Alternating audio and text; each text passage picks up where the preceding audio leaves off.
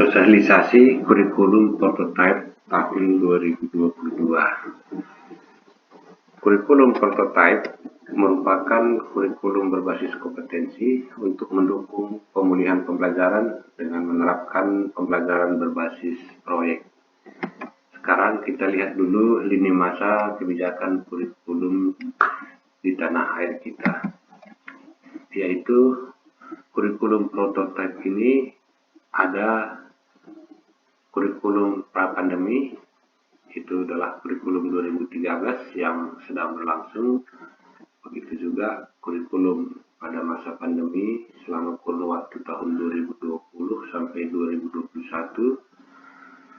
Kemudian kurikulum pandemi tahun 2021 sampai dengan tahun 2022. Di sini ada 3 bentuk kurikulum yang bisa kita pilih, yaitu kurikulum 2013 itu sendiri, kemudian kurikulum masa darurat, dan juga kurikulum prototipe yang sudah berlangsung pada sekolah-sekolah penggerak. Tahun 2022 dan sampai ke tahun 2024 ini akan diberikan opsi untuk satuan pendidikan untuk tujuannya pemulihan pembelajaran, yaitu kurikulum prototipe ini diberikan pada semua satuan pendidikan. Jadi kurikulum prototipe ini merupakan opsi tambahan bagi satuan pendidikan untuk melakukan pemulihan pembelajaran selama kurun waktu tahun 2022 sampai tahun 2024. Kebijakan kurikulum nasional ini akan dikaji ulang pada tahun 2024 nantinya berdasarkan evaluasi selama masa pemulihan kurikulum. Kerangka kerja evaluasi kurikulum 2013 ini merupakan dasar untuk mengembangkan kurikulum 2013 ini menjadi kurikulum prototipe, di mana kurikulum 2013 dievaluasi pelaksanaannya, maka terlihat berapa kekurangan di dalam kurikulum 2013. Begitu juga setelah dievaluasi dokumennya, ini juga terlihat banyak kekurangan-kekurangan yang terdapat di dalam pelaksanaan kurikulum 2013. Sekarang kita lihat dulu lanjutan hasil evaluasi kurikulum 2013 tersebut, yaitu tentang dokumennya, di mana di dalam dokumen kurikulum 2013 kompetensi kurikulum 2013 itu sangat terlalu luas, sulit dipahami dan diimplementasikan oleh guru.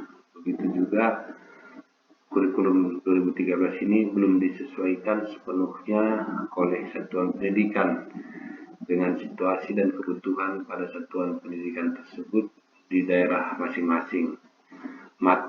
Mapel informatika hanya bersifat pilihan, padahal kompetensi teknologi merupakan salah satu kompetensi yang sangat penting yang perlu dimiliki oleh peserta didik untuk menyambut abad 21 ini. Pengaturan jam belajar juga menggunakan satuan minggu tidak memberikan keleluasaan kepada satuan pendidikan untuk mengatur pelaksanaan mata pelajaran dan juga menyusun kalender pendidikannya. Akibatnya, kegiatan pembelajaran menjadi sangat padat.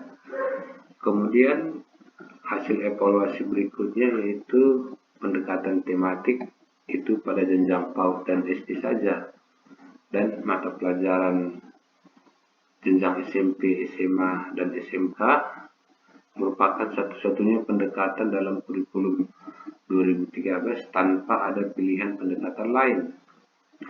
Struktur kurikulum pada jenjang SMA yang memuat mata pelajaran pilihan ataupun peminatan kurang memberikan keleluasaan bagi siswa untuk memilih selain peminatan IPA, IPS, atau bahasa. Gengsi peminatan juga dipersepsi secara hierarkis. Hasil evaluasi implementasi dari kurikulum 2013, komponen perangkat pembelajaran terlalu banyak dan menyulitkan guru dalam membuat perencanaan pembelajarannya. Rumusan kompetensinya yang detail dan terpisah-pisah juga sangat menyulitkan untuk dipahami oleh guru, sehingga bisa menerjemahkan dalam pembelajaran yang sesuai filosofi kurikulum 2013. Strategi sosialisasi, pelatihan, pendampingan, dan monitoring implementasi kurikulum 2013 belum terlaksana secara tepat dan optimal, belum variatif, belum sesuai dengan kebutuhan, dan belum efektif. Contoh kendala yang dihadapi di satuan pendidikan yaitu sosialisasinya tidak sampai langsung kepada tingkat gugus.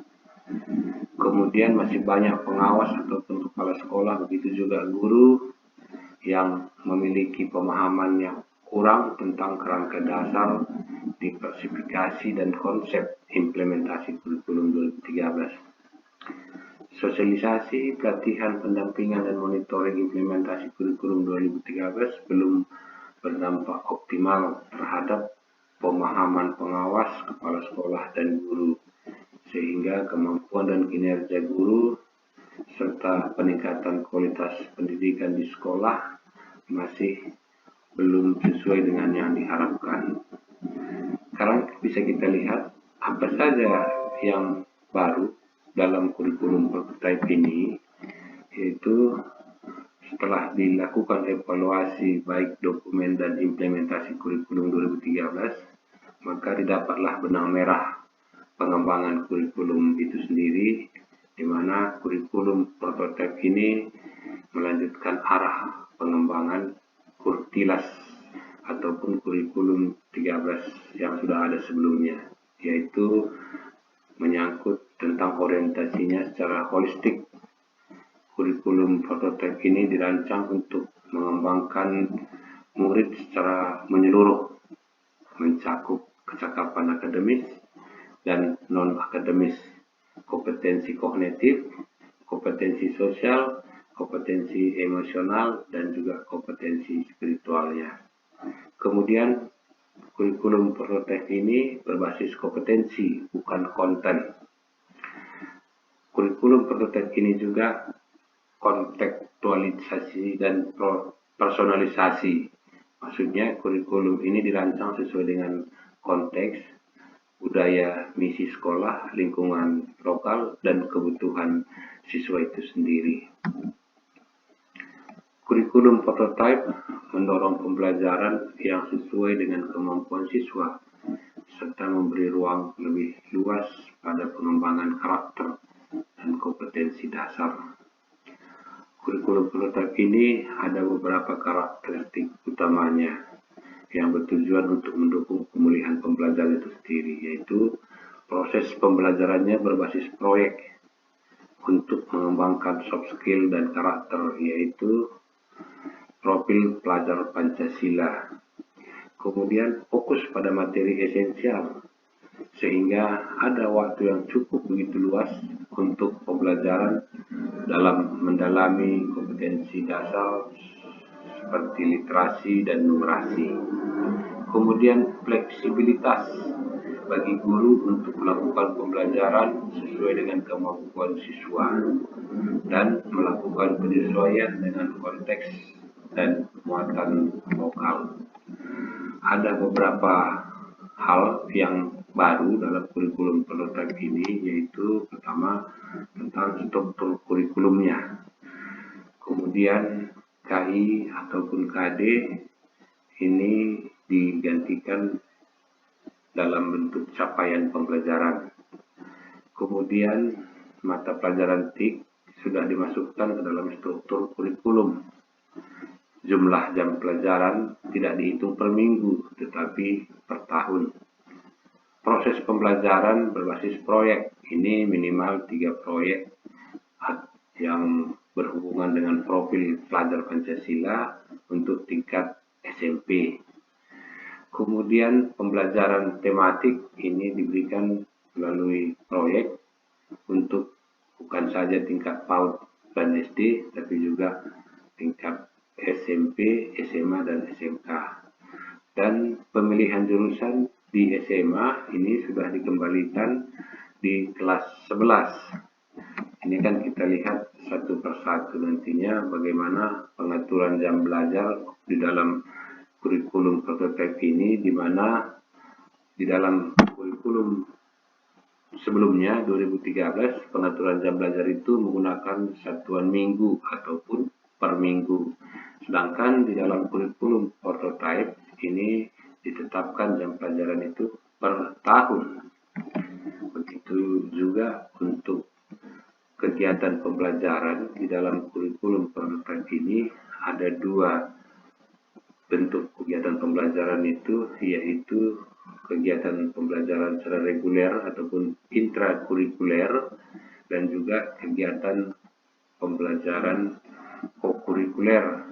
Di dalam pembelajaran kokurikuler ini disitulah diberikan proyek pelajaran Pancasila kepada siswa sehingga profil pelajar Pancasila dapat lebih maksimal pada seluruh siswa yang ada pada satuan pendidikan.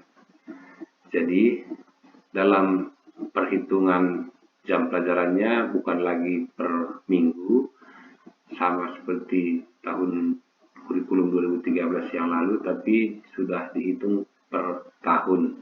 Disinilah diberikan kebebasan kepada guru untuk bisa memanfaatkan waktu yang ada selama 1 tahun, mana kira-kira materi esensial yang dianggap sangat penting sehingga bisa lebih leluasa untuk ditanamkan kepada siswa. Kemudian struktur kurikulum prototipe ini di mana berbeda dengan struktur kurikulum 2013. Kalau di dalam kurikulum 2013 kita menggunakan kompetensi inti atau kompetensi dasar, tetapi di dalam kurikulum prototipe ini dibuat dalam bentuk capaian pembelajaran. Jadi dalam struktur kurikulum paradigma baru itu ada dua kegiatan yang utama, yaitu kegiatan tatap muka dan juga kegiatan kokurikuler untuk menanamkan nilai-nilai profil Pancasila kepada siswa yang kegiatannya dibuat dalam bentuk proyek, sehingga nilai-nilai profil pelajar Pancasila seperti beriman, bertakwa kepada Tuhan Yang Maha Esa dan berakhlak mulia, berkebinekaan global, bergotong royong, kreatif, bernalar kritis, dan mandiri bisa ditanamkan kepada seluruh siswa dalam melalui kegiatan pembelajarannya. Kemudian capaian pembelajaran berdasarkan PASE. Khusus pada siswa SMP, maka capaian pembelajarannya berada pada PASE D. Sedangkan untuk SD ada 3 PASE, yaitu PASE A, itu kelas 1 sampai dengan kelas 2 SD, PASE B, kelas 3 sampai kelas 4 SD, PASE D, PASE C adalah kelas 5 sampai kelas 6 SD. Untuk tingkat SMA, dia kelas 10 itu berada pada PASE E, dan untuk kelas 11 dan 12 di tingkat SMA berada pada PASE F. Akan kita lihat ada 7 tema proyek pelajar Pancasila itu untuk diterapkan di dalam kegiatan proyek belajar berbasis proyek ini tadi nantinya, di mana profil pelajar Pancasila itu sendiri adalah profil lulusan yang bertujuan untuk menunjukkan karakter dan kompetensi yang diharapkan diraih dan menggunakan nilai-nilai luhur Pancasila, peserta didik, dan juga pemangku kepentingan. Ada 6 dimensi dengan penjabaran elemen di masing-masing dimensinya. Nanti akan kita lihat satu persatu yang berhubungan dengan pelajar Pancasila itu sendiri, yaitu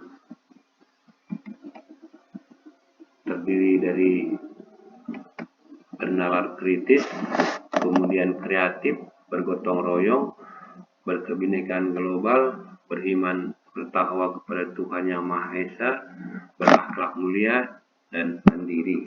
Itu adalah profil pelajar Pancasila. Jadi profil pelajar Pancasila ini merupakan upaya menerjemahkan tujuan dan visi pendidikan ke dalam format yang lebih mudah dipahami oleh seluruh pemangku kepentingan pendidikan, di mana rumusan profil Pancasila itu dibuat dengan tujuan itu sebagai kompas bagi pendidik dan juga pelajar seluruh Indonesia. Segala bentuk pembelajaran, program dan kegiatan di satuan pendidikan bertujuan untuk menanamkan profil pelajar Pancasila. Inilah ada 7 tema utama yang perlu dikembangkan dan dibuat dalam bentuk modul dengan topik dan tujuan yang lebih spesifik, yaitu bangunlah jiwa dan raganya, berrekayasa dan berteknologi untuk membangun NKRI, Bhinneka Tunggal Ika, perubahan iklim global, kearifan lokal, kewirausahaan, dan suara demokrasi.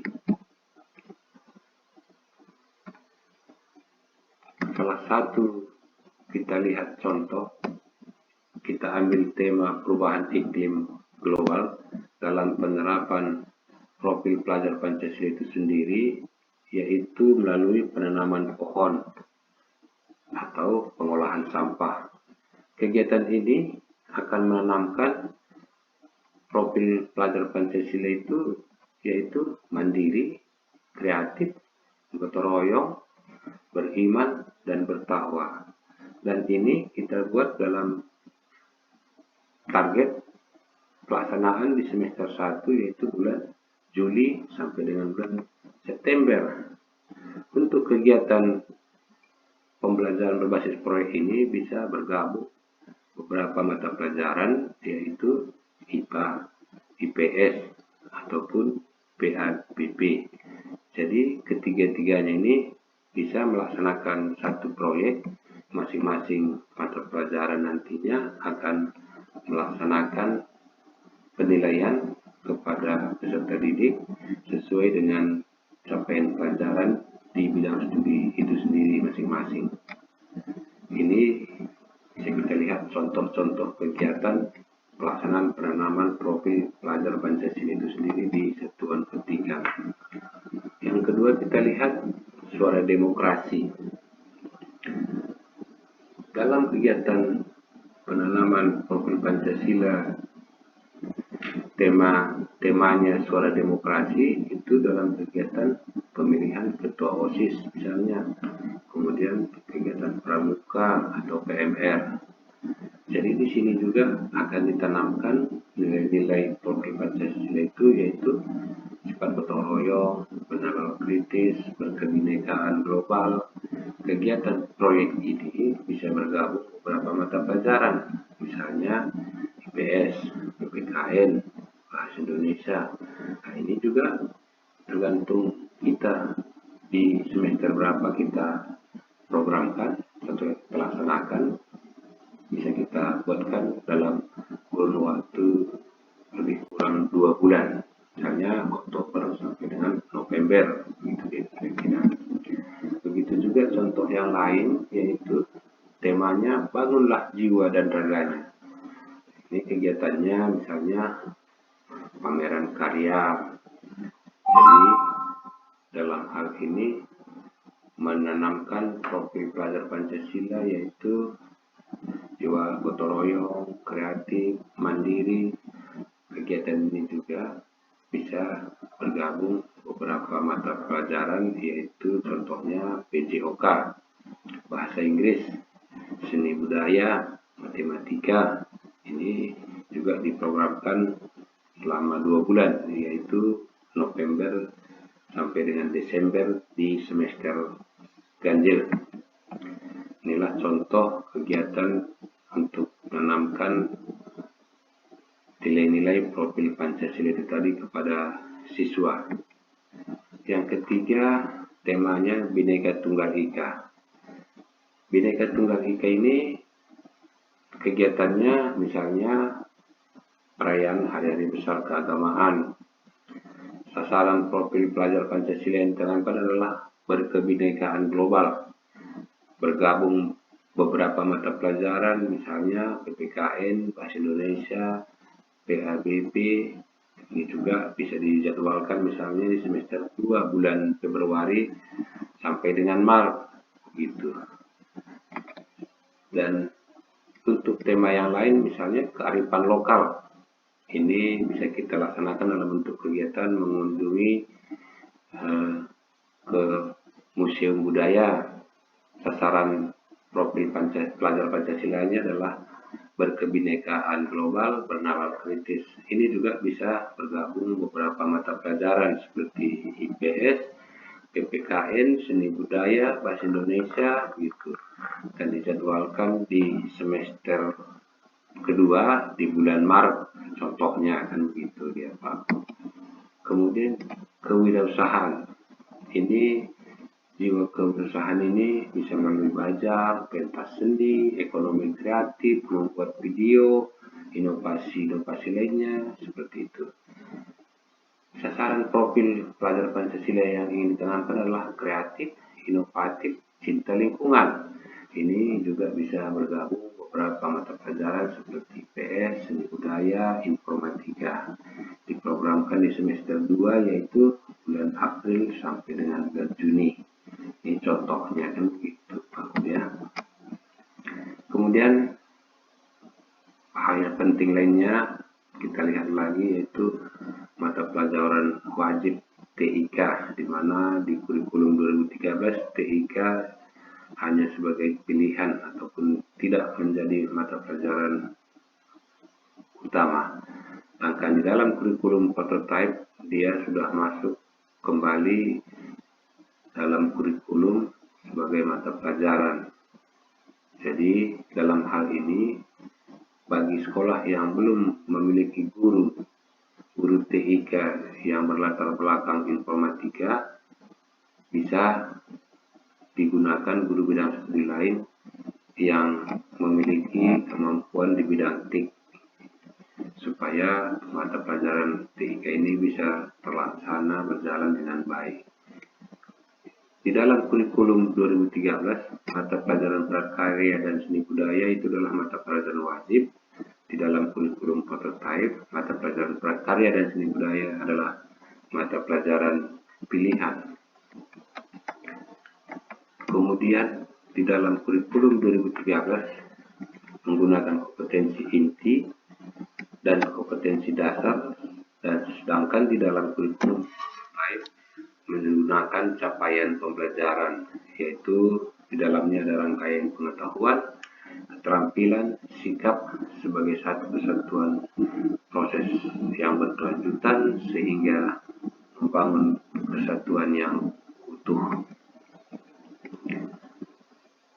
Kemudian kita lihat kembali bagaimana pengembangan karakter itu tadi di dalam mata pelajaran, di mana dalam kurikulum prototype ini diagendakan ataupun dibagi waktu berkisar 20-30% jam pelajaran itu digunakan untuk pengembangan karakter profil Pancasila itu melalui pembelajaran berbasis proyek.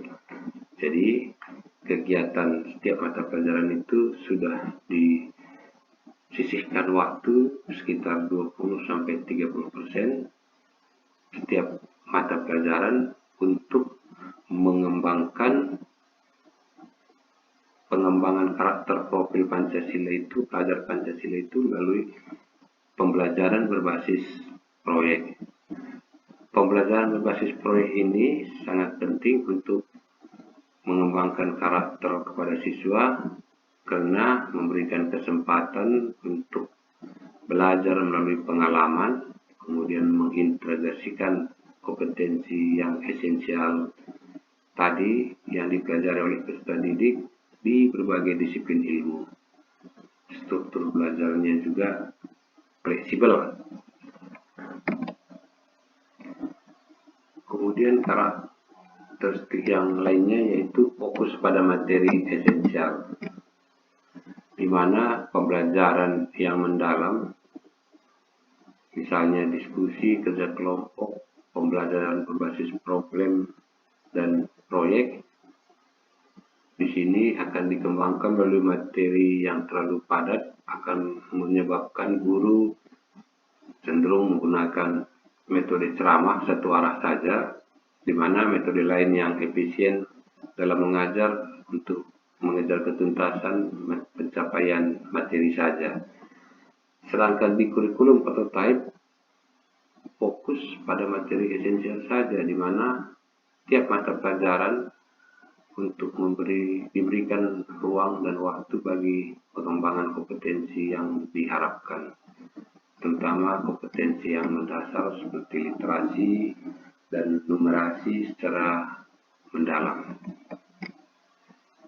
Kemudian fleksibilitas perencanaan kurikulum sekolah dan penyusunan rencana pembelajaran, di mana saat ini kurikulum 2013 mengunci tujuan pembelajaran per tahun, sedangkan di kurikulum prototype menetapkan tujuan belajar itu per fase untuk memberi fleksibilitas bagi guru dan sekolah.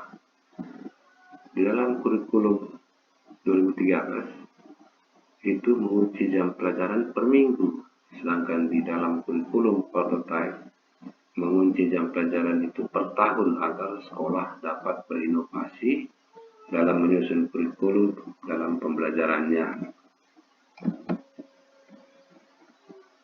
Ini adalah kerangka dasar pengembangan kurikulum itu sendiri, di mana tetap berdasar pada tujuan pendidikan nasional, kemudian profil pelajar Pancasila, kemudian di dalamnya ada standar kompetensi lulusan, standar isi, standar proses, dan standar penilaian pendidikan. Untuk dari situlah dikembangkan struktur kurikulum itu dalam capaian pembelajaran. Kemudian di dalam capaian pembelajaran ini nantinya juga akan ditentukan bagaimana prinsip pembelajaran dan asesmen.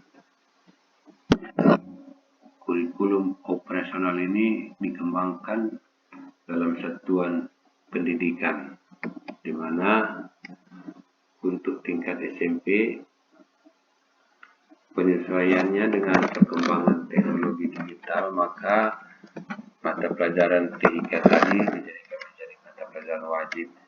Ini nantinya akan diberikan buku panduan untuk setiap guru sehingga memudahkan di dalam kegiatan pembelajarannya.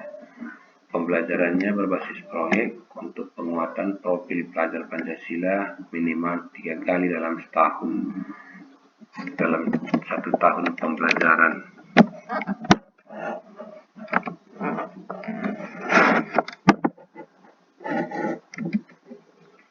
Setelah nantinya dilakukan evaluasi penerapan pembelajaran kurikulum prototipe ini, maka satuan pendidikan diberikan kebebasan untuk memilih pilihan 1, 2, atau 3, di mana kalau satuan pendidikan memilih pilihan pertama, maka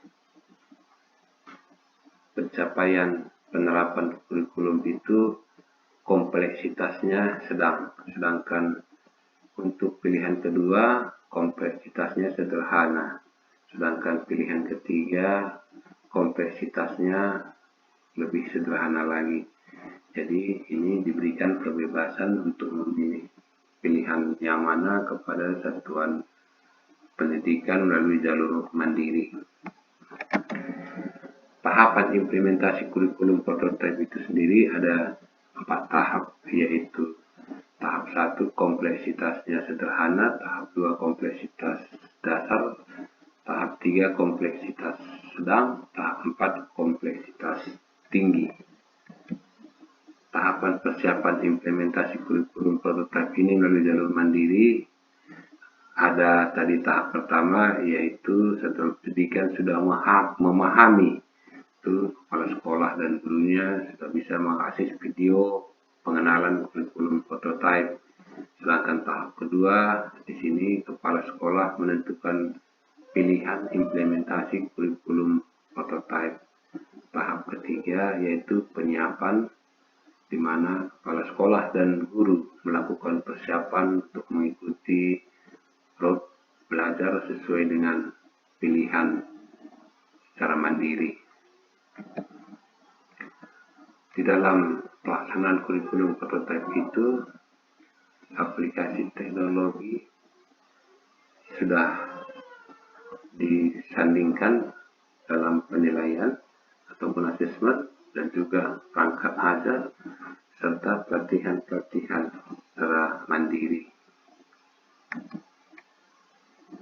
Ini ada beberapa persepsi guru yang sudah melaksanakan kurikulum prototype itu bisa kita simpulkan secara umum, yaitu memberikan respon secara positif dalam penerapan kurikulum prototype, di mana kurikulum inilah yang dinilai bisa menjawab persoalan pembelajaran secara sensitif terhadap keragaman karakteristik siswa dan membantu siswa untuk beradaptasi dengan berbagai keterampilan baru.